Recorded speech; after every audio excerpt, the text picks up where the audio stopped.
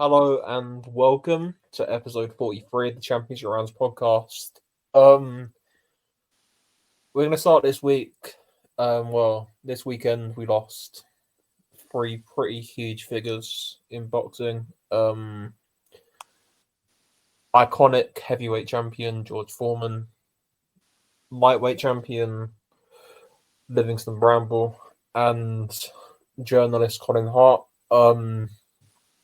Three pretty big figures in the sport, and yeah, it's been a very sad weekend for boxing. So RIP. Indeed. Right.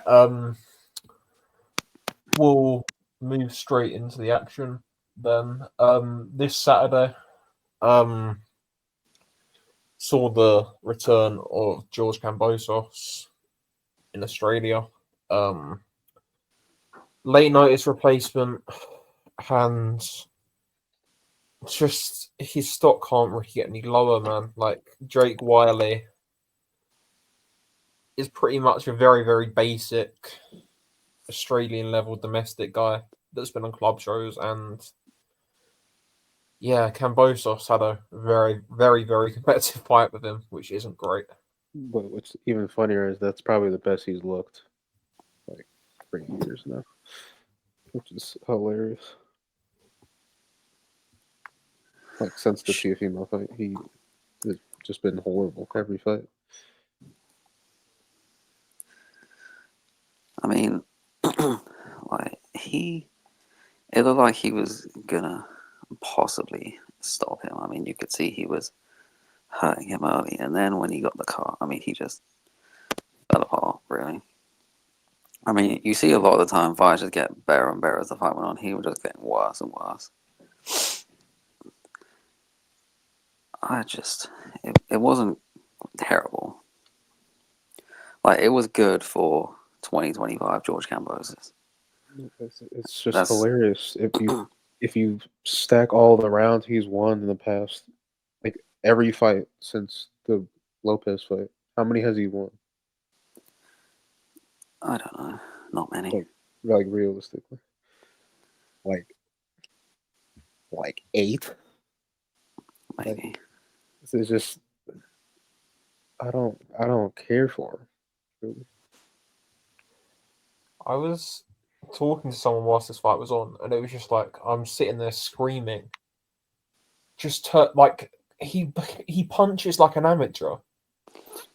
Like he was getting to Wylie.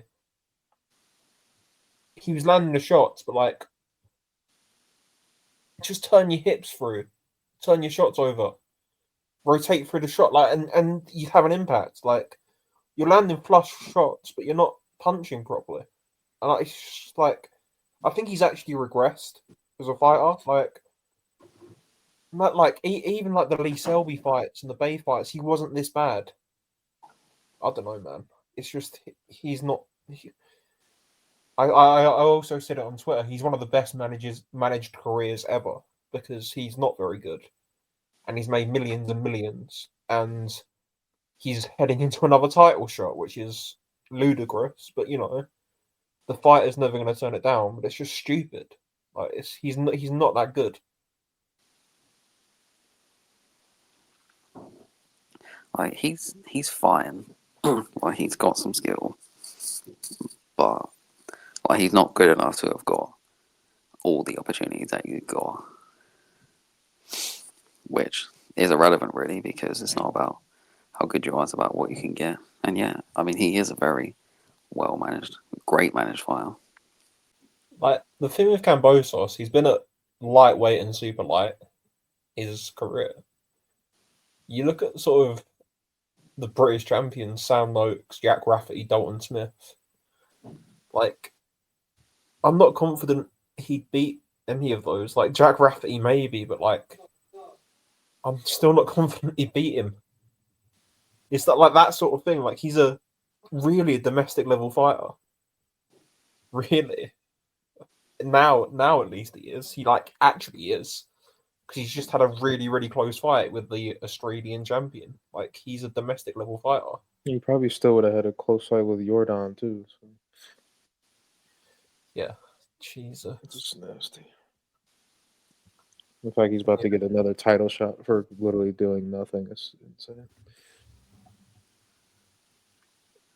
It's just well done to his management, and it's just like a typical match for involuntary defense. It's just terrible. Like, it's just not. Nobody wants to watch that, man. And like, nobody was actually at that fight on Saturday. The attendance was terrible. There was no one there.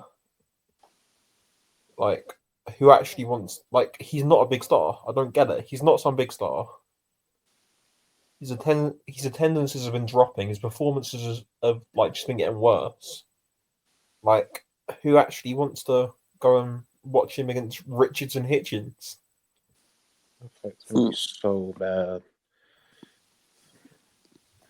Look, it's going to be a very dominant win for Hitchens. And Hitchens is still not going to stop him, which is going to be even I mean, funnier. you never know. I would not put it past him to stop this Kambosos. I do know because Romero can't punch. So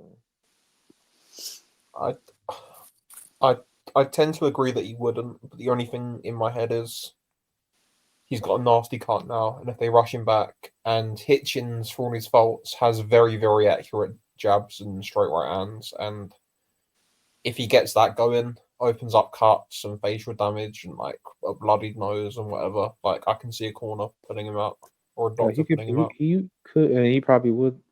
He'd whoop him, but he has no killer instinct like at all. So he could break him down, stop him. I'm saying he could do all these things. He has the athletic ability. He has all the features to do so. Could he? Yes. Will he? More than likely not, because that's just how he is. No, yeah, but yeah, Hitchens is just gonna dog walk him whatever happens. Like that's not a competitive fight, and it's like, why don't Matchroom just make the Matias fight now? Like, he doesn't want to fight. He clearly doesn't want to fight. He didn't want to fight him when he was champion. He definitely doesn't want to fight him when he is probably gonna be way more motivated. Who knows, man? Who knows? But yeah, well done, Kambosos. You've won. He's despite all we can sit here calling him like not very good and massively sort of overachieving, but like Yeah, but he's fighter of the decade for opportunities because the amount, like I said earlier, the amount of rounds he's won in the past like 4 years, like realistically, like he was given the Maxie Hughes fight, he won like 3-4 rounds of that. He won max like 4 rounds from the Haney fights. There's no reason why he should be getting another title shot. Okay, and Loma, he won like 1 round in that fight. It's getting close to having more title shots than rounds won. It's disgusting. Oh, what a sport, man! What a sport! What a stupid sport. So nasty. The only notable fight in the undercard, Iman Katayev against Derval Elasius Palacio, or however you want to say it. Yeah, Katayev sort of was dominant, but was competitive. He was dominant in rounds, I'd say, but a really competitive fight. I just think he hasn't learned from the fight against Moderna. He's not moving his head, and he's so recklessly aggressive that he's going to get caught with shots, man. Like, and that will work up to a certain level. He's not Beterbiev. He can't do it forever. Like, he can't do it all the way up the levels. He's not Beterbiev. That defense was super duper shaky, like really bad. Like not quite Kenshiro level bad, but not far off. Not too much. Because it's bad. Because his offense is like really good. Like it's so good, but his defense is not good. But in his defense, I mean, Palacio had an insane chin. Like there's not many people who are going the distance taking them shots. Yeah, I would have I would have bet a lot of money that Kataib would have stopped him, and then he just didn't. I would have lost everything. I thought it was a for sure thing. I got close to for sure that he'd get a stoppage. But Look, it wasn't through lack of trying. no, he tried. But, well, he's gone distance the first time. 10 tough rounds. He'll take that. Let's see what he learns. Hopefully to move his head. To calm down. Yeah. Like, there's the intensity thing as well. Like, he's one of these 100% guys with everything. And it's like, if you vary that up a little bit. Like, and it should be like 50, 70, then 100.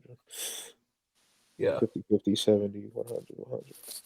And it's all at the same speed as well. Like, he needs to vary speed up. Like, he's a good fighter, but like, yeah, I don't see him being an elite, and I think it's going to be like a short shelf life.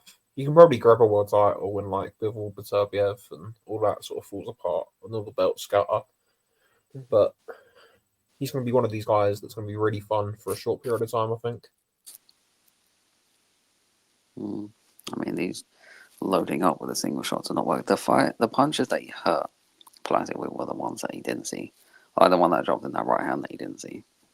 Yeah. But he's just going to be able to take these big punches that you can see, especially when they're all coming at the same speed. You get used to the power. You just get used to the power. It happens. Yep. But he'll be fun. He's with a good team as well, so he'll be fun. What else happened this week? Lester Martinez against Joshua James in the Probots card. I thought this would be a bit tougher than what actually transpired. I thought, well, sort of like the first round, I thought that would be extended for a little bit. James was like landing quite a bit in the first round and giving Martinez a few problems, but man, that power's real from Martinez. I was just about to say that. That's it's not fabricated power like early fight power. It's you could. Joshua James is a really good fighter, and for him to do that quickly, jeez.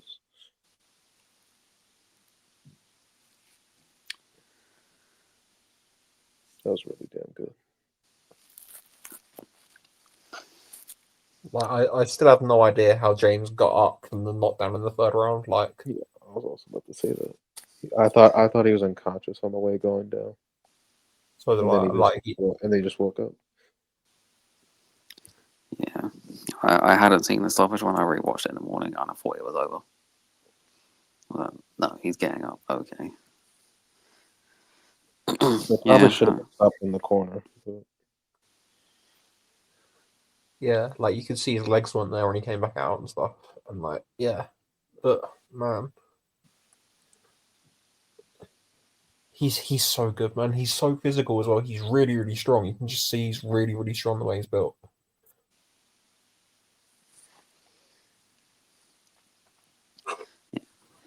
It was a good performance. Yeah. Hopefully they've. I like a Steven Nelson fight next for him. I don't know if they can make that. Actually, no, they can't make that. They've got the same team, aren't they? Who can he fight? I don't know. Someone like McCumbee or someone, I guess. Just whoever it is, I hope they don't take 5 tries to make the damn fight again. Look, yeah, that's the point. Let him kill Edgar Berlanga. Happily. Berlanga's not taking that. Of course he's not. Hypothetically. Yeah. That'd be fantastic. Well, maybe he needs to be more realistic. I mean, he is on Ammo Williams undercards. Playing nobody's. Yeah, let's see. He wants that Canelo rematch, man. Really realistic.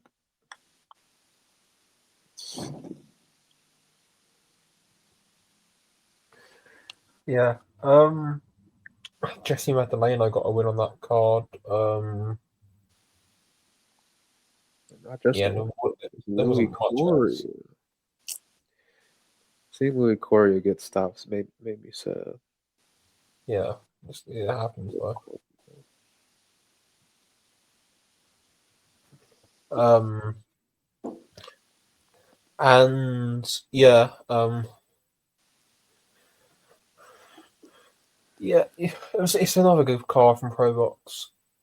I really like their cards. Vlad Hernandez got a win on there and a really good fight as well. So go watch that if you haven't seen that. Onto the PBC card.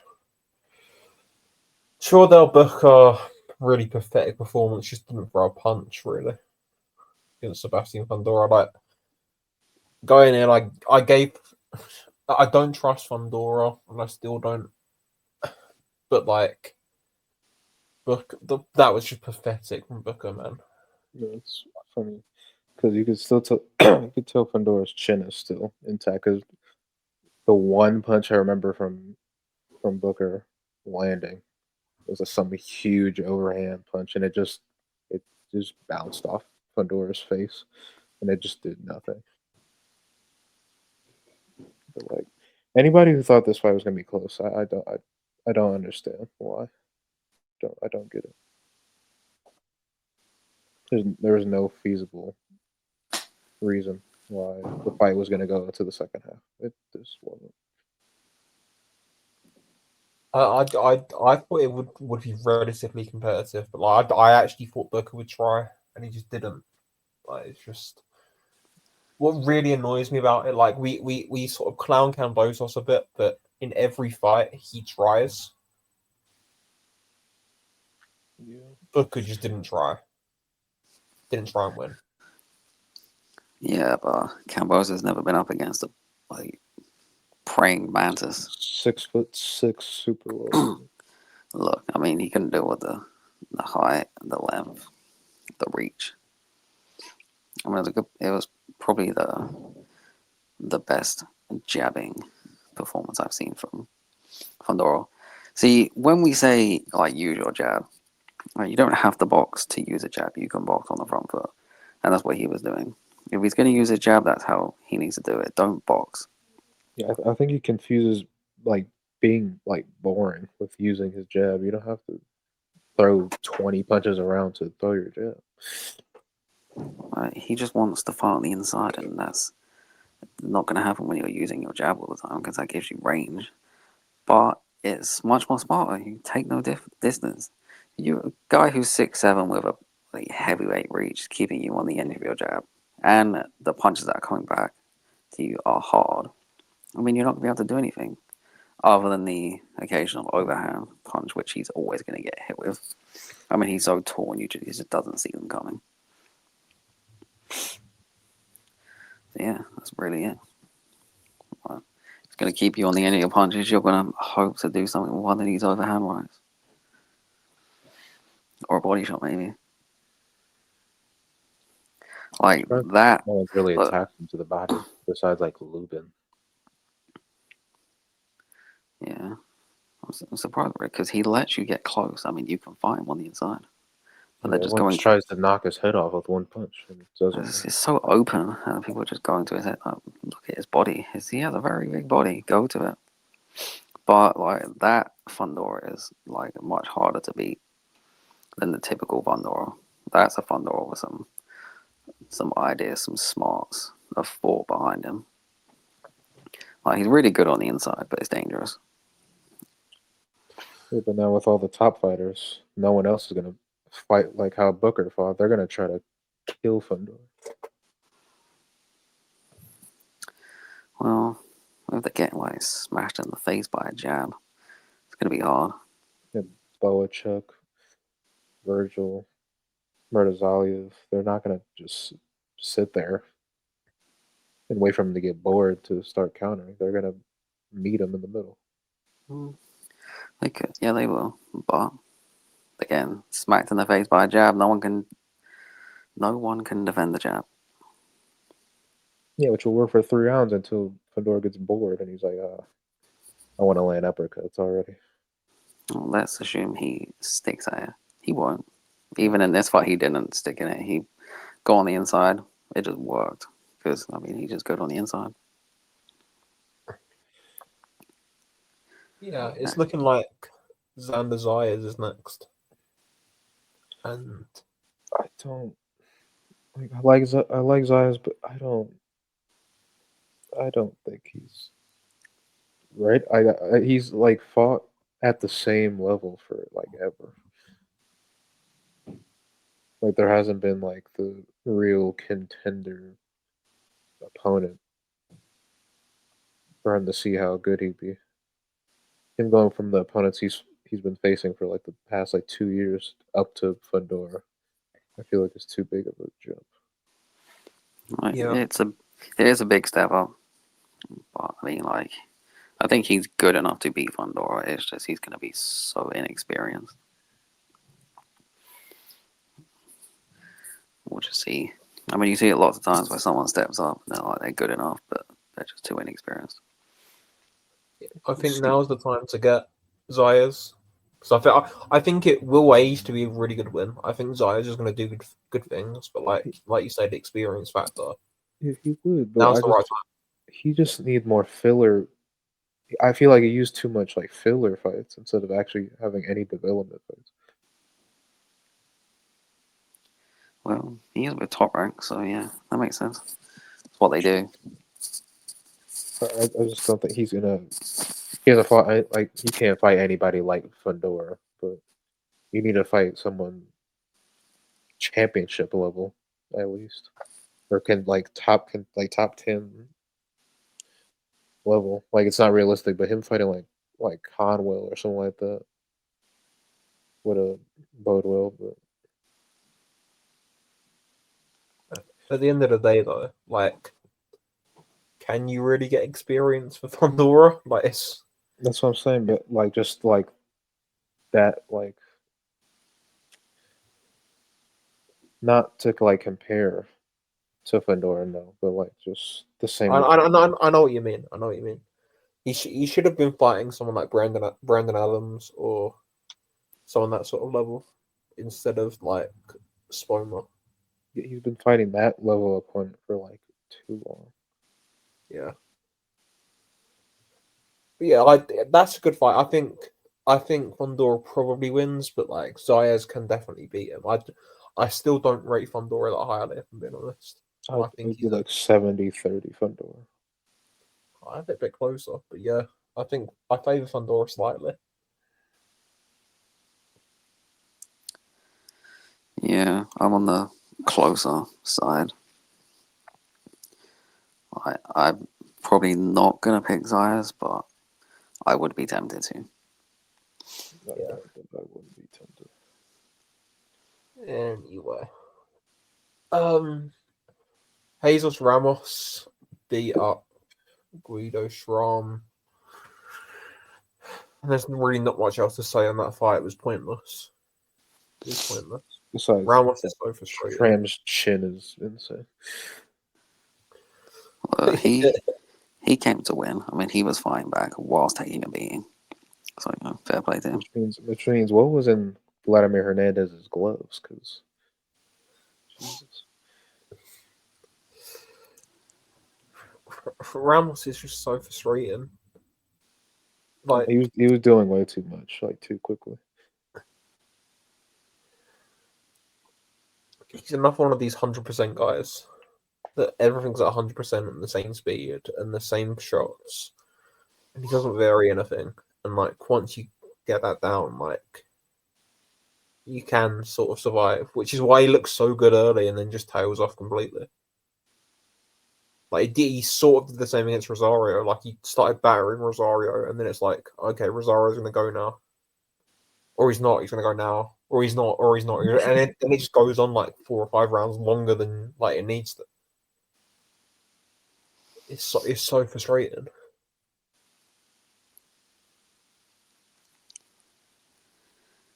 Yeah. Because, I mean, really, there's no way he probably should have got past like 4 rounds. But yeah, he was tough, but like, come on, man. I don't even see where he fits in.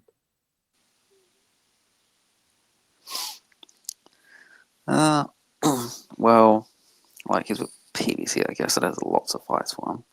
I mean, he's like that Lubin I mean, thing really threw him off, like his trajectory. I mean, he's still like a top 10 guy at the weight, but what fight is he going to get next? He's kind of just on the outside of all the guys that you can think would get a shot or a big fight in the division, and he's just there. Maybe he can rematch Lubin. Lubin's fighting Holmes. Oh, maybe, and he could rematch him afterwards. Maybe not. I don't want to watch that again. That was terrible. That was horrible. That was That's not good. Final Eliminator in it, but yeah.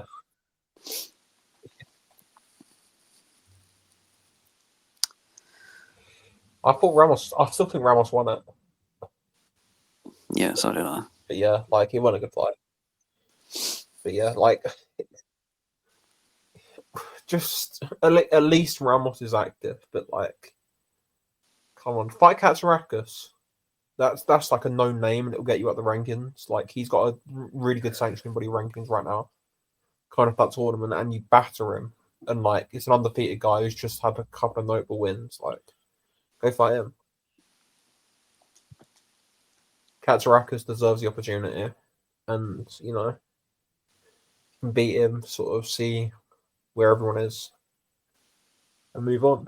Like it's just those sorts of fights where they're not against guys that are sort of journeymen, but you should be winning them. They're the types of fights you want to be taking, but like a sort of 2025 Jason Rosario and Guido Schramm, like, yeah, it's not ideal.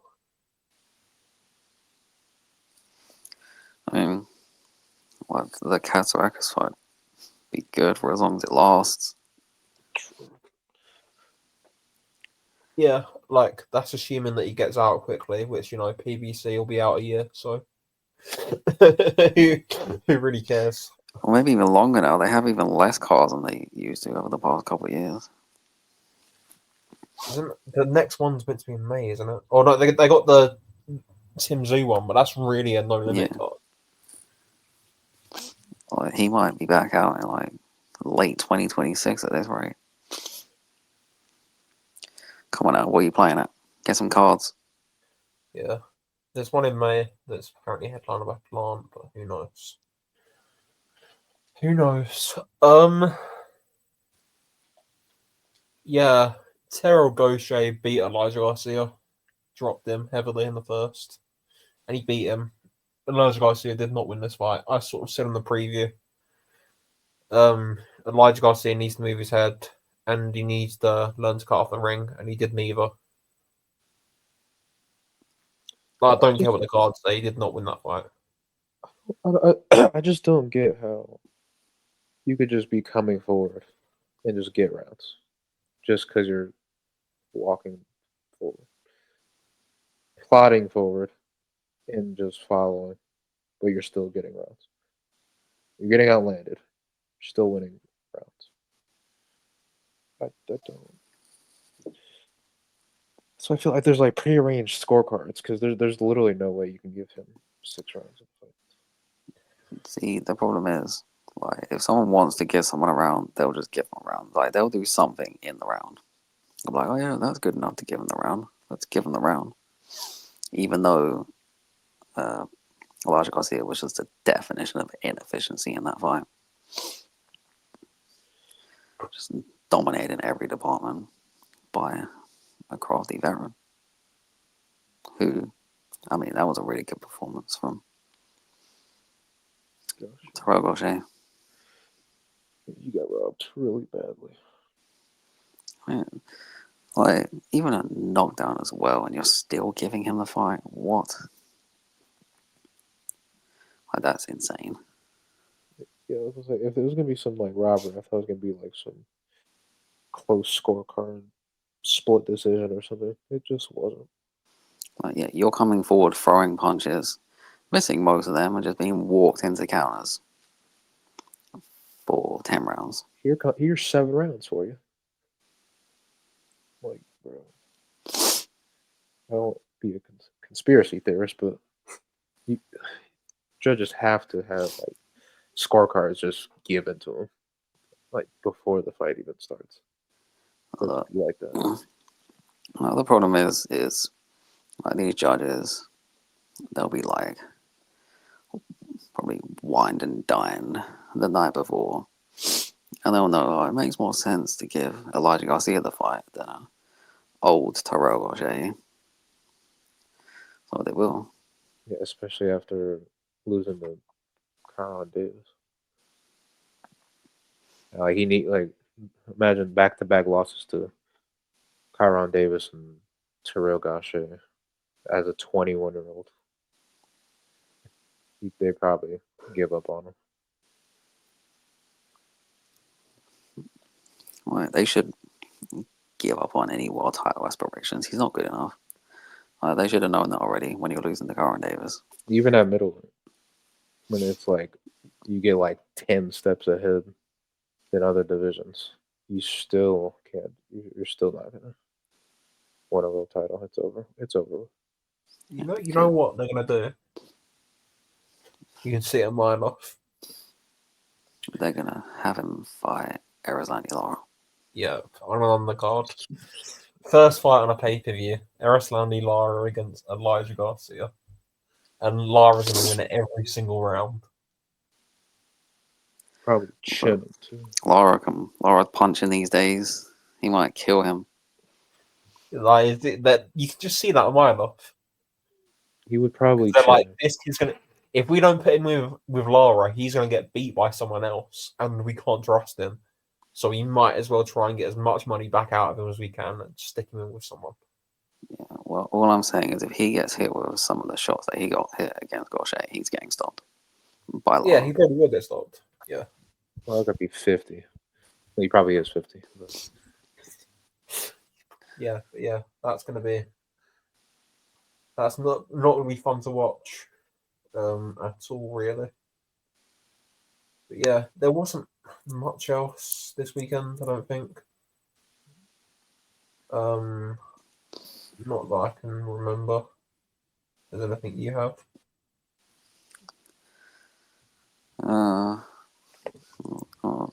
Possible list on the Fight Zone card, wasn't there? That's about it. I did not watch that Fight Zone card. I'm not gonna lie. Yeah, British boxing on a Saturday night. There's better things to be doing than watching that. But yeah, previews for this week. We will start on Saturday. Probably not the most noteworthy fight of the weekend, but probably the one that I'm most interested in and that you two probably are. Anko Ayala against Masamichi Yabuki for the IBF flyweight title. Can we get a 3-time? Yeah, I hope Masamichi Yabuki chins him. If I'm being honest, I'm gonna be very biased there, but you hope he will. I think no he bias. will. No, actually, I think he will win though. Ayala's a magnet to Yabuki's best punches, and Yabuki's just keeps getting better like every fight.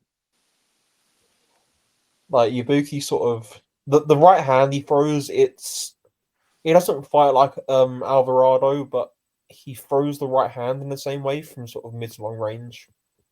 And of course, that dropped Ayala, and I think that shot's just going to be there because even in the Apollinario fight, like Ayala's hands kept dropping. I know it's a southpaw and it's different dimensions, but his hands just keep dropping. Even against Rosales, man, like his hands keep dropping. And like against Yabuki, you can't drop your hands. They have left hooks and right hands over the top, especially when he starts bringing he likes to go to the body with the lead hand. Ayala, and if he keeps going down to the body with the lead hand, like the right hand's just going to come arrowing over the top of it, and it's gonna find a home. I also don't think I don't think I've seen Yabuki tired, like any of his fights for like the past 5 years, like 3-4 years. No. He's always in ridiculous shape. Yeah, I mean, he should be in even better shape at flyweight. He's massive. Yeah. Well, he has to be in good shape to make the weight, doesn't he? Like, Yeah. No, but you True. look at him, he's carved of stone the way he looks. yeah. I did give Ayala a chance though. Like he has got really good body work, Ayala. I mean, like he's got fast hands. He's a good combination puncher. Well, the problem is he just likes to fight at range. His defense is pretty weak. And his defense is terrible. And it's like if it's a battle of range against Yabuki, you're gonna win. I mean, you're gonna lose, unless you're Kenjiro in the rematch. Well, that's just one thing he does great. His jab, his distance control is great. I could probably see it going like the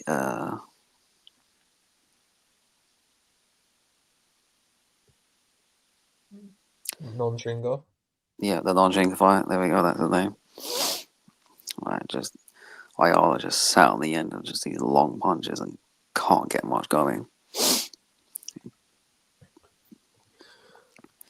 If Ayala can get up close, it's going to be competitive, and Ayala can win.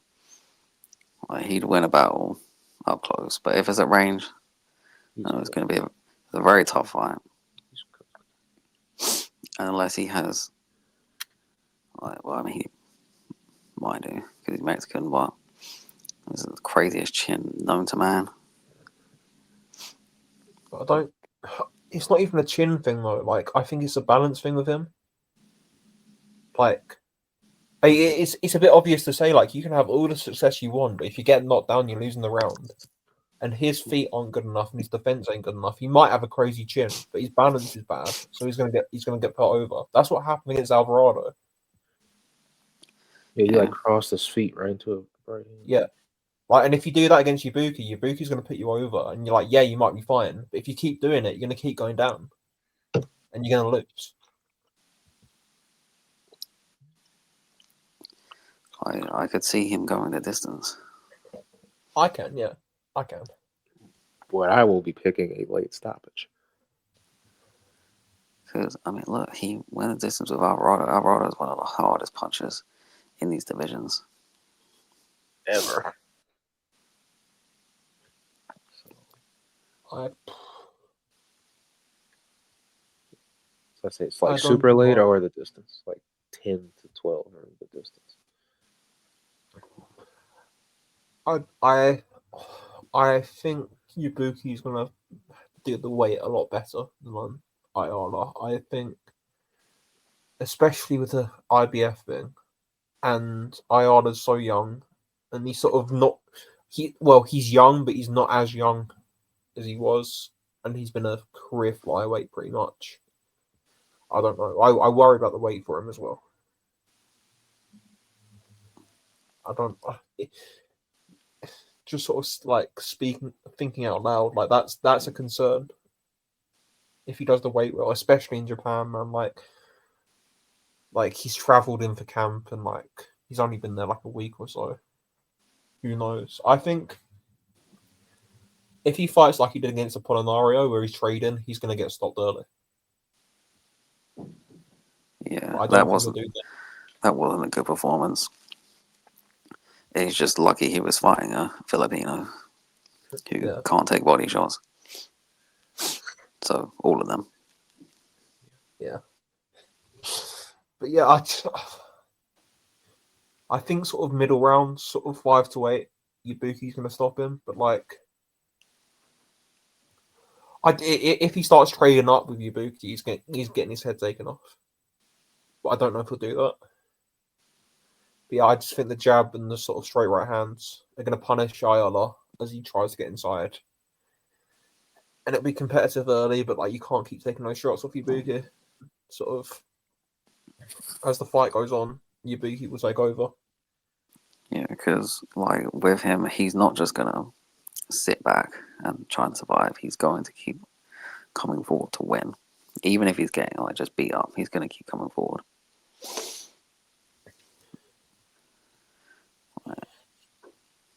And that would get him hurt. Like even you best chin in the world, like you can still be hurt, especially when you have no defense and you're relying on a chin. But he's Mexican. Yeah, like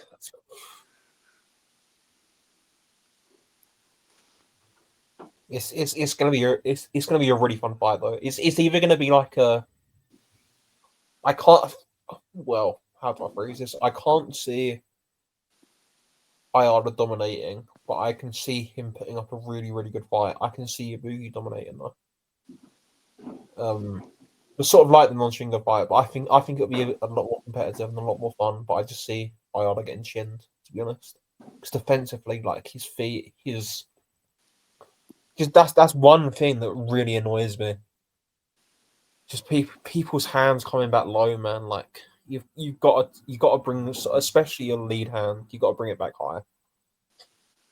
And you see so many guys, especially at these weights, bring their hands back so low, and it just annoys me.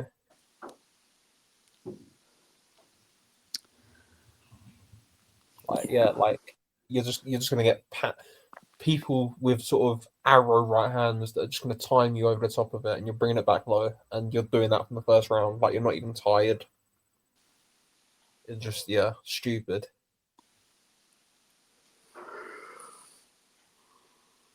But yeah, I think Yabuki by stoppage. I mean, I think it seems to be the smart pick. His punch is so goddamn hard, man. Yeah, I mean, I think he's must have one of the highest percentages, KO percentages of all champions. Yeah, like maybe he's number one. He's probably not number one. Maybe he is. But Tokyo's not a champion anymore. he's 16 out of 17. It's a. Do you count KO percentages with losses and draws? Because some people do, some people don't. But yeah, it's a separate point. But Well, 16 out of 17 will be up there, but 16 out of 21 probably won't be. well, I don't. I just wins. Yeah, I kind of just wins. But it depends. What percentage does it say on BoxRec? Where is it? 94.12. Alright, they're just counting wins. Yeah. So I'm gonna just count wins. Yeah, I mean he has to be up there. Might be number one. Who else can be? Davis. Anyway, it's like 8-something%. Yeah, it won't be anyway. Davis is up there. Powerful champions. It won't be. No. I think it's him. Dubois is up there. Dubois is up there. He's only gone the distance for Johnson, hasn't he? Yeah. Dubois has got 95.45. So yeah, he's up there. How the hell we're talking about Daniel Dubois here? We've managed to make a Masamichi Ibuki against Angel Ayala preview about Daniel Dubois against Kevin Johnson. Jesus Christ. This show. But yeah, that's a really good fight on a Beamer and ESPN knockout. On the undercard, Yokoyama against Gimel Magramo for the OPBF flyweight title. Yokoyama's third professional fight in a ridiculous piece of matchmaking. And I think Magramo's going to chin him, to be honest. That's a crazy step up. Jesus Christ. Yokoyama, by the way. I get it. I mean, look, you see these massive step ups for Japanese fighters all the time. Like, it's nothing surprising, but No, could but be a... the Kamedas have lost their heads, man. Did they ever have them? Yokoyama. No, that's it. That's a good point. He fought Denmark Quibido on the card in December, the card with the IBF title one, and he got dropped in that fight and won by a point. Like, and his face was mashed up, and like, yeah, it wasn't good. And now you're putting him in with Magramo. There's one guy on this undercard. That sort of shows how stupid the Kamedas can be with matchmaking. Hayate Hinada. They put him in his second fight. He'd not boxed the full professional round. He'd knocked out Sandeep Kumar in his pro debut. Then they put him in with Rene Calixto Bibiano in his second pro fight. He just drew for the IBF title in his second professional fight. Like, what are these people doing? Like, yeah, like it's really like not good matchmaking. Yeah, he got stopped in that fight, didn't he? Yeah, he got bashed up and stopped. He got battered. And like I can just see the same thing happening there. And Yokoyama is really good. Like, you can see he's got ability and he's technically really good. He can punch a bit. His debut, he iced someone. He iced some Chinese kid on his debut on the Ioka Martinez undercard. But like, he just thrown him to the wolves. And like, if you're taking that much damage, he's only 23. Like, I'm usually one to like push these matchmakers. Like, you're making pointless fights, but you're just getting your guys beat up. Yeah, Magrama's a serious dude. There's a third fight. Like, look at what Magrama was doing to Olas Guaga before he got stopped. Yeah. And Magrama can really punch as well. Yeah, that's dangerous. That's very dangerous. Magramo beat the guy that dropped Yokoyama 2 fights ago. Beat him via UD 119, 109, 118, 110, 116, 112. I ain't gonna pretend to have watched that fight. And I ain't gonna pretend that like triangle theories work, but come on, like, there's clear separation, and like Yokoyama got dropped and was sort of, wasn't fortunate, but like only won by a point. I scored that fight. He only won it by a point. Yeah, I mean, it's one of those ones. Like, if he wins, the Kameda's like geniuses. If he loses and gets bad and stopped, they look like idiots. But are they though? Like, if he wins, he's in a position where he's like highly world ranked. And like, yeah. Well, if he's good enough to beat Magrama in his third fight, he's good enough to fight for a world title very soon. maybe. I just worry about it. I don't think it's a good fight to make at all. Yeah, well, I agree, but we'll see. We will see. Hopefully, he's probably gonna die. Probably. It's just not a good fight to make, man. I don't know why they're doing it. Anyway, we'll do part of this show, the second day of the event. Melvin Jerusalem defends his WBC minimum weight title on Sunday against former champion and the man he defeated to win the belt, Ayala-Yabuki. It's hard not to look past Jerusalem here, to be honest. See, like when I scored the fight, I scored it pretty close. I think I had him winning by 2 points because of the knockdowns. But Yeah. when you rewatch it and you don't score it and you just watch the fight, it looks like such a clear win for Jerusalem. I watched it and I was like, how did I give Yuda like 2 rounds of this fight? But he did win 2 rounds because it wasn't like the highest pace fight. And so that means like, a punch here or there can decide a round. But he just looked so confused. Even like his facial expression is confused. He didn't know what to do. It was just simple. He was just being countered mostly the whole fight. He just used Yudai's aggression against himself and just walked him into punches for 12 rounds.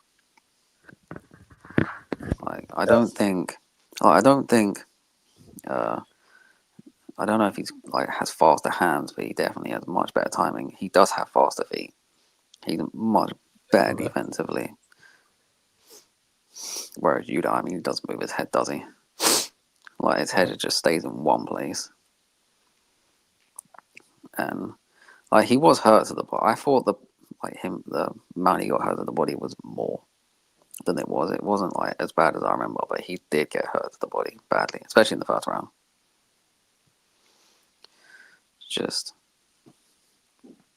It just wasn't good all round from Udai, was it?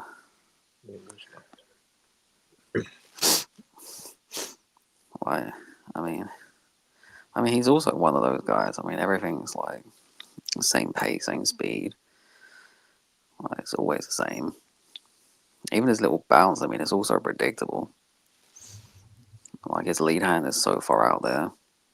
His body's just wide open. His head is up. His chin is up. Yeah, I mean, it's not looking good for him in this fight.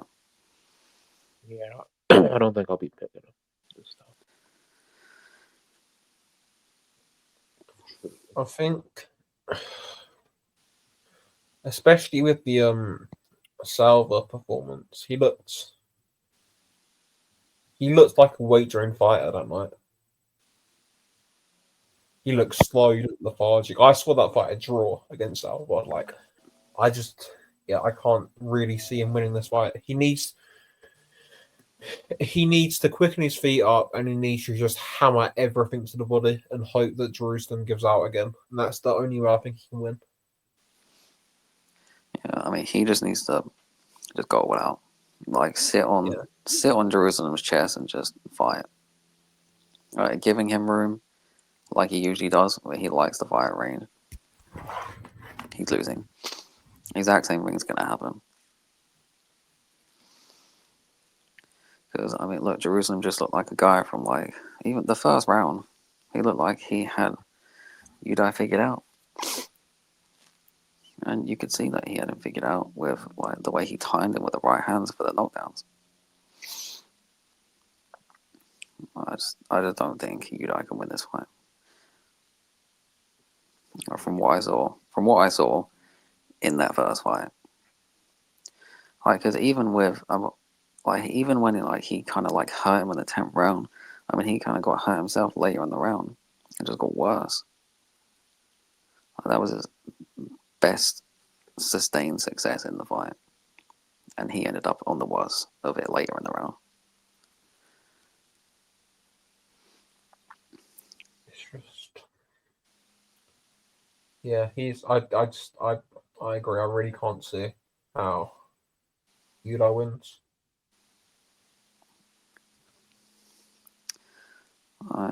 Another Jerusalem decision. Like, body shots, I think, is like the only way I can see Udai winning. Yeah, but like you said, that's not really his game though. Like he doesn't really go to the body. But yeah, he's not his brother. So ironic, I think his brother has a much better chance against Jerusalem. Yeah, because he would go to the body. Like he did to Amparo on that guard. Yeah. No, Jerusalem's probably gonna. We say that though, like the first fight was a split decision. I don't know how, but like you said, like Jerusalem sort of. There's a danger when you're landing at will to look for the perfect shot. I don't think he will, but it's a danger. Like this is sort of a path to victory for Udai if he makes it messy and throws a lot, and then Jerusalem's looking for the perfect shot and only can land sort of 4 or 5 a round, and they're very close rounds. But I just don't see him winning this fight. I don't think Jerusalem's going to do that. Yeah, but we know he's not going to only be able to land 4 or 5 rounds, especially if Udai is throwing so much. Yeah. Like he's countering him so easily. He's just going to land. The more Udai throws, the more Jerusalem is going to land.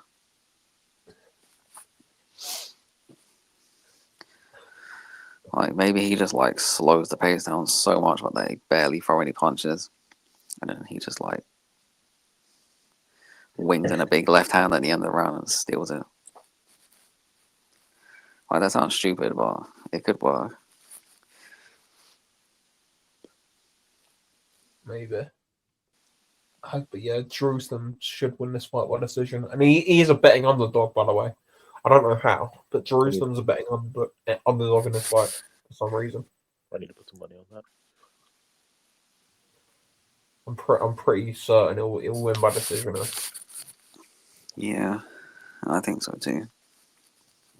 Yuli's big as one. He was talking about moving up before the first fight, and like, yeah, I think he's done at the weight. If I'm being honest, If he's done at the weight, like with the body work, I mean, Jerusalem does go to the body. Could get stopped at the body. Maybe it was such a bad thing that he hurt him, like that bad to the body early in the fight. If that was later, might have been better. Might have been better. yeah, I see what you mean.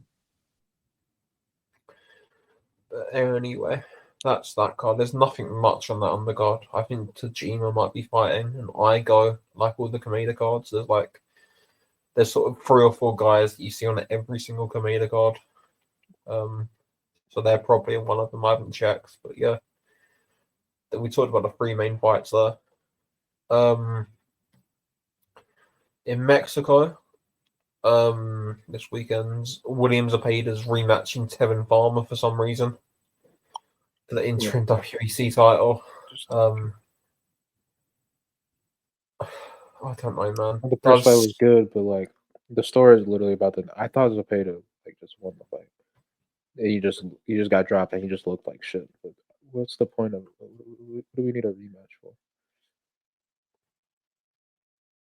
I agree. Like Zepeda won pretty clearly for me, anyway. It was nasty. He got dropped, but like that shouldn't warrant a rematch. Yeah, like Farmer for me at this weight and this age, he's going to be technically good, and he's going to have moments like that where he drops people and has good rounds, but he can't sustain it. And like that's ultimately the issue. I think Zepeda and points are gonna like in a very similar fight to the first fight, but he just doesn't get dropped. He'll win like a 6-4, 7-3 decision. This is actually 12 rounds this time. I forgot. Because remember the first 10 rounder, yeah. The first fight was stupid because it was for the interim title because Zepeda ducked Shakur Stevenson blatantly. And they had only 10 rounds. Convert that 6-4, 7-3 into a 7-5, 8-4. Yeah. And now it's over 12 rounds for the interim title because Zepeda's ducked Shakur Stevenson again. Like there's blatantly no other way of putting it. Yeah, the divas. Williams, like you can talk about Shakur Stevenson doing whatever Shakur Stevenson's doing, but Williams Zepeda was ordered to fight him and said no, and then arranged a fight for 2 weeks later. Against Farmer. He then says he's injured and arranges a fight for sort of 6 weeks after. He's meant to fight Stevenson against the same opponent that he should beat him. So, like, he's been ordered twice and he's withdrawn from negotiations twice. Like, what else do you want? Like, he's blatantly ducking Shakur Stevenson. Blatantly. He's hoping for an upgrade. Yeah, it's nasty. And, like, we've all got our own opinions on the way Shakur Stevenson's been moving and the way certain decisions he's made, which are valid, but blatant, like I don't really like doing this. Oh, he's ducking him, you know, all this talk. But this is just blatant. Williams Zepeda has been ordered to fight them multiple times, and he's pulled out And fought other people instead. Yeah, Like if he's been out for like a year and he's saying like my body's just broken at the minute, like I can't fight, then it's like is what it is. But like he's fighting super featherweights coming off losses. Like Tevin Farmer has lost his last 2 fights. But yeah, it's just silly. It's silly. The whole thing's silly.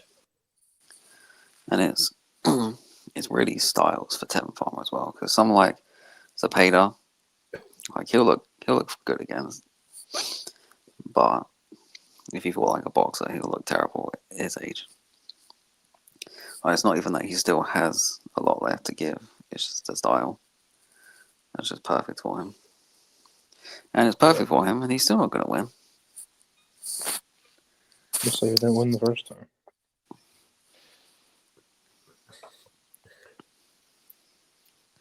I mean, I'm all for watching Tevin Farmer. No, it's fighting. Like Tevin Farmer's a skilled fighter. I like watching fighters like Tevin Farmer. But, you know, William Zepeda does not need to be fighting at Tevin Farmer twice. He needs to be fighting for a world title or fighting someone better. Or not fighting for an interim title. And just go spend the rest of your career in Mexico. If it's just going to do this.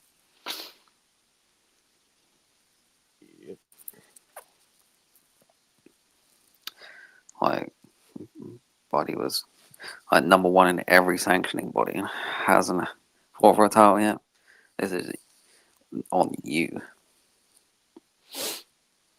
Like, we've all been around this game long enough. Like, we all know you don't get to number 1 with every single body without turning stuff down.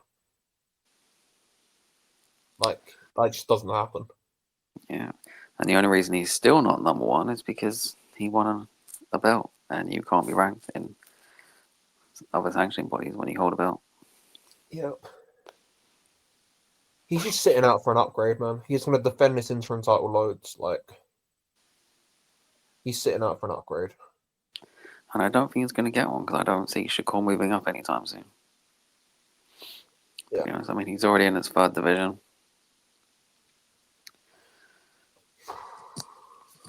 It's not ideal. It's really not ideal. But like Figueroa went on a run of defending the interim at featherweight, and like there's been a lot of interim defenses like Adames and people, like it's just one of those. Dillian White defended it or failed to defend it because he got iced. But yeah, it's just one of those, man. Like I've been consistently maintaining on Zepeda that he's not as good as people were saying he was, and he just isn't. He's a decent world level fighter. That's just obviously someone, either him or his team, are scared to put him in. Anyway, Oscar Collazo, on a brighter note, comes back on this undercard. One of my favourite fighters, against Edwin Cano Hernandez. He should have no problem here. This was the original opponent for the October fight. On the Bin and Smith Zerdo undercard, but then they got the fresh Martin, so like Hernandez was contracted for the winner, and yeah, they're getting this out of the way. I think it's just Collazo stoppage, man. He should be stopping this caliber of opponent. He should, Yeah. but you can just he's drained. You know he's cooked. Yeah, he will stop him. But, I mean, Conor did have a good knockout in his last fight on the Chocolatito Barrera on the card. He didn't look that good in the fight, but he did ice him. I mean, it is what it is, isn't it? Just some more filler. Yeah, God knows what's happening with Tadaran. Yeah. Actually, I think I do know what's happening with Tadaran. I think he's fighting Jinjiro again, but yeah, probably. That's the fight to make. That's the fight I want. Or the winner of Sunday, because that match is up. They're literally fighting like 4 hours apart. Yeah, I don't know. Also, just come off unified. Everyone else is busy. You know, this fight's fine. What can you do? Like, he's going to stop someone else who I think he's ranked number 10 in the division. I haven't actually checked the rankings in a while, but I'm sure I remember his name being there, or at least typing his name in. And he's going to look good, and he's going to get another stoppage. He's not ranked by ring. Or transnational. He's not ranked by ring. Transnational boxing rankings. What? Is he ranked by these? No. No. Okay. Well, it is what it is. It is a keep busy fight, but yeah. I just think for him, like your WBA and WBO champion, there's fights there against Eric Rosa and there's fights there against Rani Santiago, and he puts both of them into orbit. He knocks both their heads off, and like just move up and make those fights if you can't get unification next. Like that's honestly the way to go. You're ring champion and unified champion. You're clearly the best in the division. You hold a stoppage win over a current world champion in the division. Like, there's no doubt that you're the best. Like, are you going to hold out taking these sorts of fights for a bit longer for undisputed? Like, when there's... You look like... The run at light flyweight is there. You've got, like... Rosa and Santiago, man, are just right there for the taking. Like, the only like... hard fights there are really Canizades, to be honest. Just funny. He's not even holding a belt. It's hilarious. Yeah.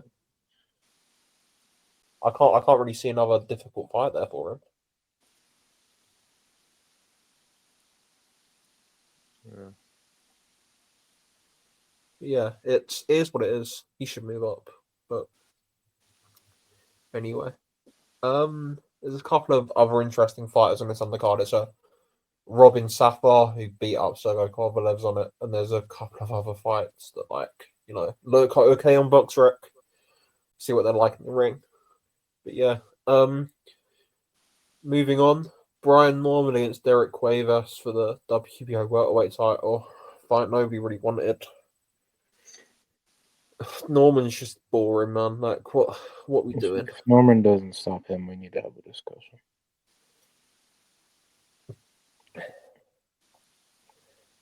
It's weird because Norman's just...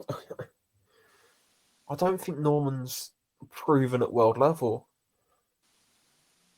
He's beaten Santiam. And that's it. Like, he got dropped by, what's his name? Bokachica. Like, I just don't think he's, like, a proven world level fighter. And neither is Cuevas. Like, like, if this didn't have the title on, it's like, oh, this is just like a... You know, they're moving their prospect up a little rung on the ring, and they're like seeing how he gets on.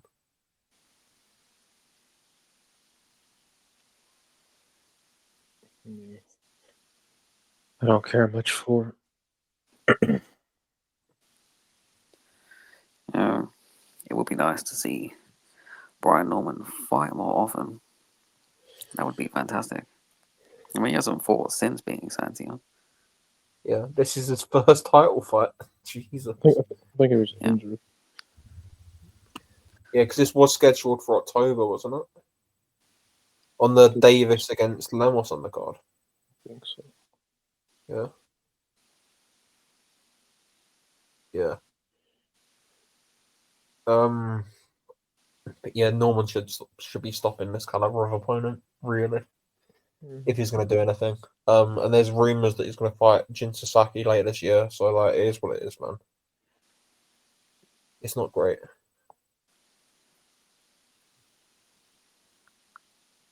It's not great. Anyway, Bruce Carrington against Enrique Vivas is also on this card. It's a WBC final eliminator. Carrington should be stopping him. If he wants to get anywhere near Stephen Fulton, he should be stopping this caliber of opponent.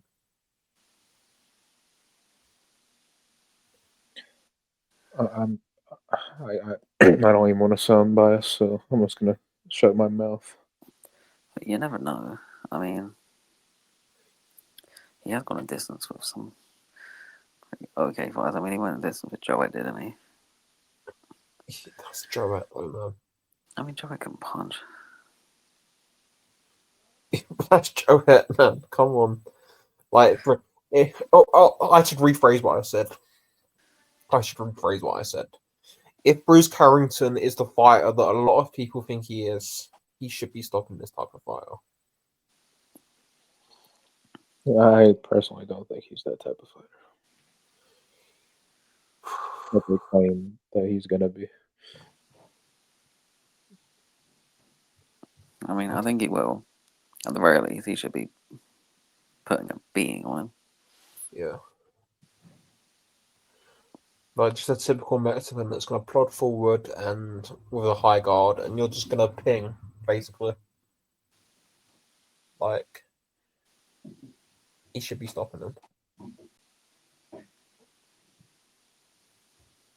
But yeah, like, he's another one of these guys. He's 27, he's 28 this year. The way he's been marketed, the way he's been moved in his career. I think he's 21 years old. Yeah, it's sort of the feeling he's like 23 or something. Do you get that? Like, he just feels like he's a 23-year-old. He's pushing 30 and getting robbery decisions off Suleiman Sagawa. Like, I just don't. But I don't see it.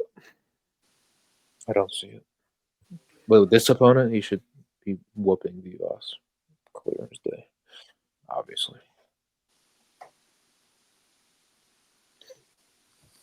Yeah, I mean, think he will. Look, if I didn't know his age, I would think he's like 21. Yeah. I assumed he was way younger than he was. But no. He's not going to get his title shot till he's at least 28. Like, yeah. I don't know about him. I just don't think he can beat Fulton, like the style wise, and I'm not even one of these guys that rates Fulton that highly. Like, his feet are too bad. Like the difference in levels of feet in that fight is going to be insane. It'll be a pretty boring fight, but Fulton will win it.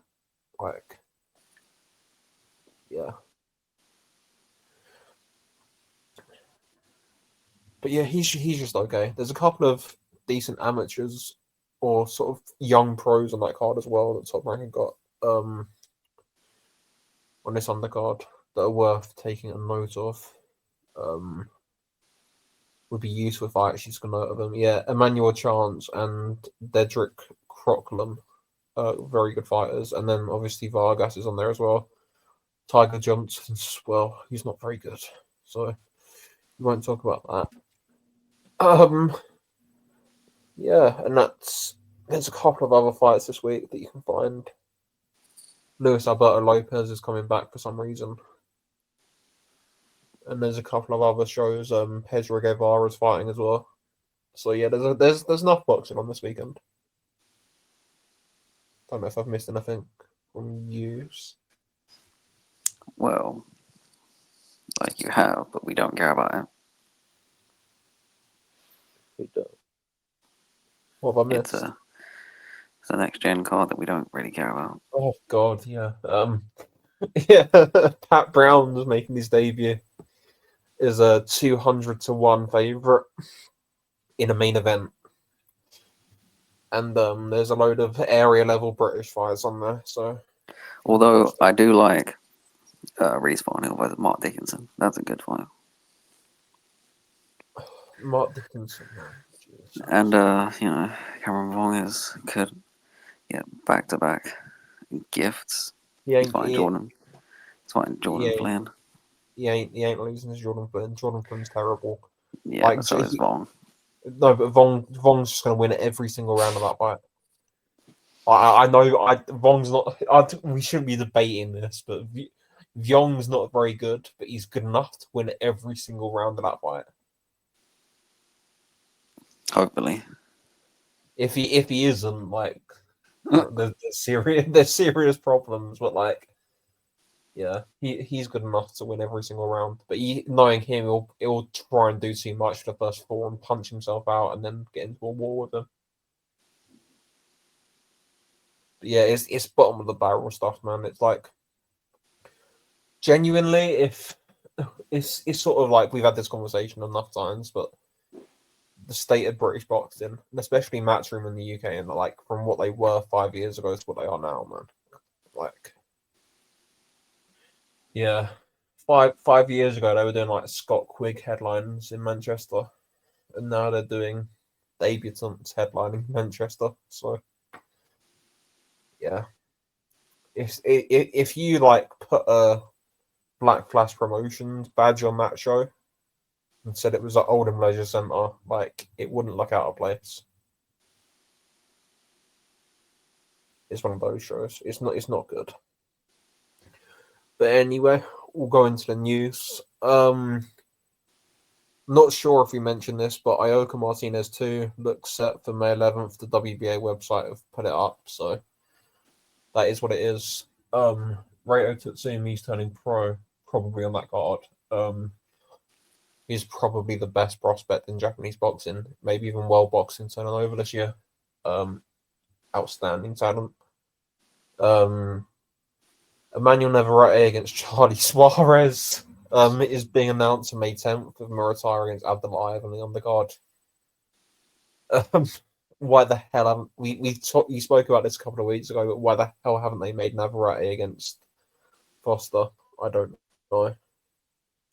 Nishida against Jose Salas Reyes on May 28th. The Nakatani unification looks dead for this summer. That's on the IBF website. Aggravating. Yeah, it is aggravating because, why get in the ring if you need to fight your mandatory? It's just stupid. Galal Yafai and Francisco Rodriguez, the purse bids for their interim title fight. They were won by Matchroom with $222,000. So yeah, that'll be on a Matchroom show though. Shout out to Matchroom for finally winning a purse bid. They don't win many.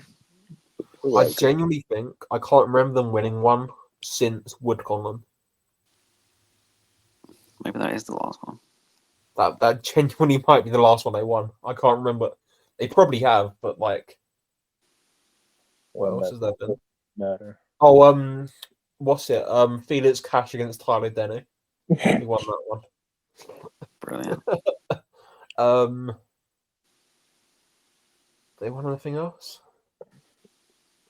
They keep putting Pacheco out of purse bids against Billy because they're not confident in them, which is unfortunate because I think he'd win that fight, but they obviously don't. So who knows? But yeah, and the last bit of news: April 26th in Mexico, Wilibaldo Garcia Perez against Rene Calixto Bibiano for the IBF Super Flyweight title in a rematch. They drew in December in Japan, but now it's heading to Mexico. And yeah, Manny Pacquiao Promotions won the purse bid, so Sir Sean has done it again. There's not much else, really. I don't think that we haven't covered. Can't think of anything. Nope. So yeah, that's been a fun episode. There's a lot of boxing this weekend, so we'll probably get back to the 2 episodes a week next week. There's loads of boxing, man. Yeah, it's a big week. Few title fights, and yeah, thank you for listening. See you in episode 44.